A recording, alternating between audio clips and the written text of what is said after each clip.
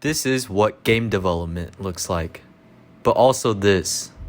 And this is our story. Some say games are a waste of time, but to us, games are the strongest medium of storytelling. One that is much more interactive than any book or artwork. One that allows the player to make their own decisions and interpretations. One that requires a whole team effort to create. Game development is not just one discipline, but requires the seamless collaboration of programming, art, music, design, writing, and testing. It's like an actual company. For example, a company that sells gas to your car. You not only have to sell the gas yourself, but also need trucks to transport your gas, someone to extract the gas for you, someone to advertise your gas, etc. Game development works in the same way. You not only need to program code yourself, but you also need artists to make your code visible to the average person, musicians to render the atmosphere, writers to create a story, etc.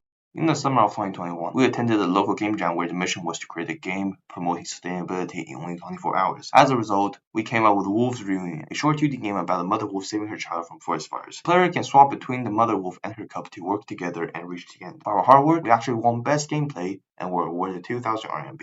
A lot for just a few teenagers. Our next game was inspired by Omori, a popular story game about this depressed kid and his friends. We wanted a similar depressing vibe in our game, but it was about an office worker who played video games to relieve stress. His addiction would lead to hallucinations of video game monsters coming to life, and you'd have to fight them off using office supplies as weapons. Thought this would be our biggest game yet, but sadly the project died because we were too busy with other things like club promotion. Now we just call it the chairs game because, well, look at it, the only thing you can do is push chairs. It's really unfortunate to see all these leftover designs go to waste, but who knows? Maybe we'll revisit them someday. In February of 2022, we were asked by the physics department to make a game for Physics Day. The game was to be released on the 10th of May and needed to contain elements of physics principles we were learning in class. The game we came up with was Project Electron, a 2D puzzle game where the player places negative and positive charges to navigate an electron around the map and to reach the end goal. We added several other physics elements like electric field lines, insulators, and portals. At first, progress was slow and it was hard to maintain balance between schoolwork and the club, but eventually